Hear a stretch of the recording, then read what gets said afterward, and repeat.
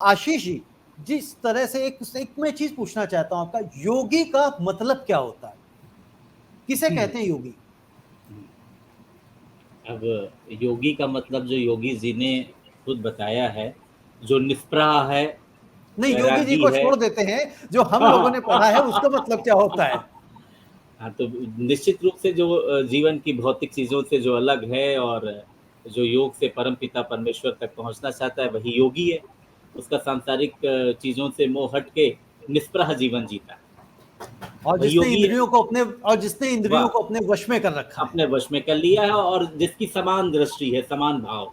समान दृष्टि है, समान भाव है। तो हमारे जो उत्तर प्रदेश के जो आपके मुख्यमंत्री जी हैं आदित्यनाथ साहब, तो उनकी जो भाषा शैली है, यानी कि उनकी जो जिह्वा है, क्या उनकी जिह्वा पे उनका अपना कंट्रोल नहीं है, जबकि वो एक पब्लिक लाइफ में है? हमने देखा कि किस तरह से उन्होंने एक एएनआई के पत्रकार को क्या शब्द कहे। उसके बाद अभी एक टीवी चैनल पे थे, जब उनसे एक प्रश्न पूछा गया तो उन्होंने अखिलेश के पिताजी के लिए अब्बा जान शब्द कहा। अब्बा जान शब्द में मैं ऐसी कोई वो नहीं देखता हूं, लेकिन जिस मंतव्य के साथ कहा गया उसमें जरूर सवाल खड़े हो जाते हैं। तो बेसिकली कभी कुछ दिनों से, एक डेढ़ महीने से अगर हम देखें, जब से वो पॉपुलेशन बिल आया है, तब से ये कुछ हिंदू मुस्लिम उत्तर प्रदेश में भी ज्यादा होता चला जा रहा है। क्या ऐसा लगता है वास्तव में कि उत्तर प्रदेश में जो चुनाव जीतने की प्रक्रिया है भारतीय जनता पार्टी की, वो अपने कान के ऊपर ना करके इस मुद्दे को भुना के करना चाहती है, लोगों के अपीजमेंट इस तरह से करना चाहती है? देखिए रविंद्र जी, पहले तो अंजुलिका जी ने बहुत अच्छी बातें कही, मैं उनका पूरा समर्थन करता हूँ। और आपकी इस बात के जवाब में भाई अमर ने बात जैकेट से कही थी कि स्टूडेंट अपने एग्ज़ाम की प्रिपरेशन किस तरह करता है, पॉलिटिशियन अपनी कॉन्स्टिट्यूंसी में जाके प्रिपरेशन करता है। बीजेपी इलेक्टोरल पॉलिटिक्स में एक बहुत अच्छी प्लेयर है और उसको मालूम है कि उसको क्या गेम खेलना है और कहाँ उसको है। तो ये कोई योगी जी की भाषा नहीं है और या अमित शाह या मोदी जी का ये कोई सिर्फ इवेंट मैनेजमेंट नहीं होता है। ये बहुत वेल प्लान्ड और वेल कैलकुलेटेड एक गेम होता है और इन लोगों को मालूम है कि हमारे किस चीज़ से, किस परसेप्शन से जनता पे क्या इफ़ेक्ट पड़ेगा। योगी जी जब बोल रहे होते हैं या कोई लैंग्वेज बोलते हैं तो उनके जो मतदाता हैं वो उसको ध्यान में रखते हैं। अगर उन्होंने एक लैंग्वेज बोली है, उस लैंग्वेज को उनको ये नहीं देखना है कि वो संवैधानिक है या असंवैधानिक है या एक उस पद पे बैठे व्यक्ति को बोलनी चाहिए कि नहीं। उनका परसेप्शन ये बहुत रिसर्च होती है कि उन्होंने जो ये शब्द इस्तेमाल किया है वो उनके फॉलोअर, उनकी आइडियोलॉजी को मानने वाले, भाजपा को वोट देने वालों को वो कितना यूनाइट और सशक्त करेगा और उस पर जो दूसरे लोगों का जवाब होगा। इसमें सिर्फ बीजेपी में समझता हूँ कि इस माहौल के लिए जिम्मेदार नहीं है, वो तो अपना काम कर रहे हैं। बीजेपी का तो ये काम है, बीजेपी की तो आइडियोलॉजी है। बीजेपी का काम ये आज से नहीं है, बहुत पहले से है कि बीजेपी इस तरह से अपने एक हिंदुइज्म की बात करता है और हिंदुइज्म की बात करते समय जो भाजपा से जुड़े हुए तमाम आनुषंगिक संगठन हैं, अगर भाजपा सत्ता में होती है तो उन संगठनों को इस तरह के, जैसे जंतर मंतर पे जो हुआ, इस तरह के कार्यक्रम करने के लिए संरक्षण प्रदान करता है। ये बीजेपी की अपनी आइडियोलॉजी है, वे ऑफ फंक्शनिंग है, बीजेपी सही कर रही है। रिस्पॉन्सिबल अपोजिशन पार्टीज ज्यादा है। कहाँ है सपा, कहाँ है कांग्रेस, इनकी लीडरशिप है कहाँ? क्या अपोजिशन पार्टीज अपना रोल प्ले कर पा रही हैं?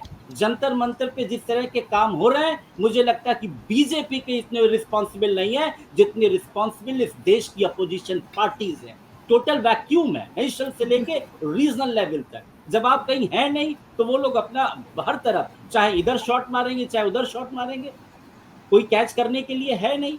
तो लीडरशिप वैक्यूम है इस समय। बीजेपी की आप प्रेपरेशन देखिए, बीजेपी की जो चुनावी रणनीति चल रही है वो अलग प्रेपरेशन है। जो लोगों में एक माइंडसेट डेवलप करना है उसके लिए टीम अलग लगी हुई है।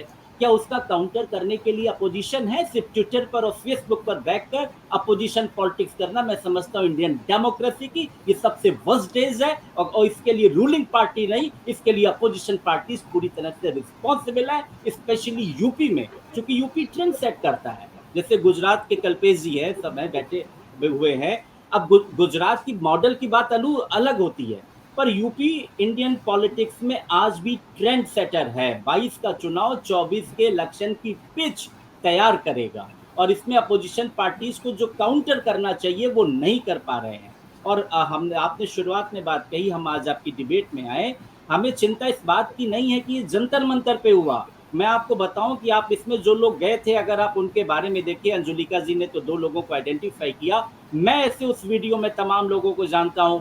सुप्रीम कोर्ट के वकील खुद उपाध्याय जी हैं। इसके अलावा तमाम ऐसे बड़े-बड़े ऑफिसर हैं जो गज़टेड ऑफिसर रहे हैं। आप ये समझिए जहर घुल कहाँ तक गया है। बैंक अधिकारी हैं, तमाम शिक्षक हैं, यानी समाज में जो रिस्पॉन्सिबल क्लास के लोग हैं, उनमें एक जहर घोल दिया गया है।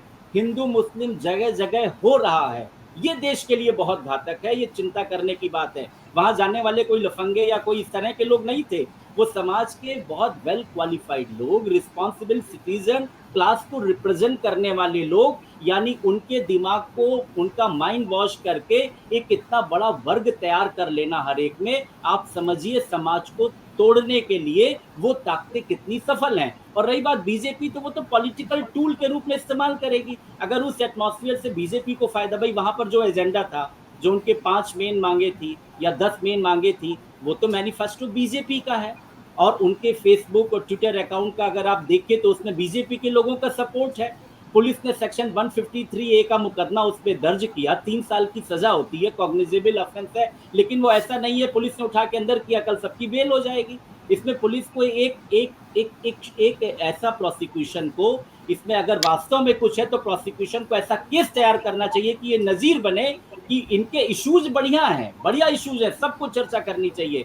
पर उस इश्यूज की आड़ में अगर देश को तोड़ने की, संविधान को चुनौती देने की, देश में हिंसा फैलाने की, सिविल वॉर पैदा करने की अगर कोशिश की जाएगी, तो पुलिस ऐसा केस तैयार करे कि एक नजीर बने। ये मेरा सबमिशन है और ये हो नहीं बिल्कुल रहा है। आशीष जी, आप बिल्कुल सही कह रहे हैं, बट नज़ीर बने उसके लिए कोई प्रयास ही नहीं है, क्योंकि वो कोई कोई सवाल कोई ही प्रयास नहीं है, नहीं है। बहुत बड़ा मुद्दा। हाँ, क्योंकि यदि आप पोस्टर लगा देंगे दिल्ली के अंदर कि मोदी जी हमारे बच्चों की वैक्सीन विदेश क्यों भेज दी गई, तो हाँ, ज़रूर तो लोग आप अरेस्ट कर लिए जाएँगे, उठा लिए बिल्कुल, जाएँगे, बिल्कुल। रातों रात हाँ, ढूँढ के निकाल लिए जाएँगे कि आखिर ये ऐसे कौन से लोग थे जिसकी वजह से शांति भंग हो रही थी। लेकिन बीच चौराहे पे मजमा लगा के, लाउड स्पीकर पे नारे लगा के, वीडियो रिकॉर्ड करके अगर आप इस तरह से नारेबाजी करेंगे, जहरीले भाषण देंगे एक विशेष तो कम्युनिटी कुछ के नहीं होगा, अगेंस्ट में, कुछ नहीं तो होगा। उसमें पुलिस को दिखाई नहीं देता है, उसे हाँ, समझ में नहीं आता, ना उसको नाम पता होता है, ना उनके लोगों के एड्रेसेस पता होते हैं। जबकि यहाँ पे बैठे हुए कई सारे पैनलिस्ट बहुत सारे और चेहरों को जानते हैं। तो ऐसा नहीं हो सकता कि पुलिस अधिकारी एक-एक व्यक्ति को नहीं जानता हो, वो हर व्यक्ति को जानता है। कह तो दिया उन्होंने कि वहाँ पे परमिशन नहीं थी। अरे जब परमिशन नहीं थी, तो आखिर वो प्रोटेस्ट हुआ कैसे? बिना परमिशन के पुलिस कहती तो पत्ता भी नहीं फड़क सकता। अगर मजाल है कि जब जिस तरह से किसान वहाँ पे आंदोलन करना चाह रहे हैं, वहाँ पे धरना देना चाह रहे थे, जब तक पुलिस ने परमिशन नहीं दे दी, तब तक वो प्रदर्शन नहीं कर पाए, तब तक वो पहुँच नहीं पाए। जगह-जगह बैरियर लगा दिए जाते हैं। लेकिन यहाँ पे पता था, उन्होंने कहा था कि हम ऑफिशियल शायद परमिशन नहीं देंगे, लेकिन आप वैसे कर लीजिएगा। यही बिल्कुल, बात हो बिल्कुल। सकती है, और तो मुझे समझ मिली में नहीं भगत आता है। मिली भगत थी। जी।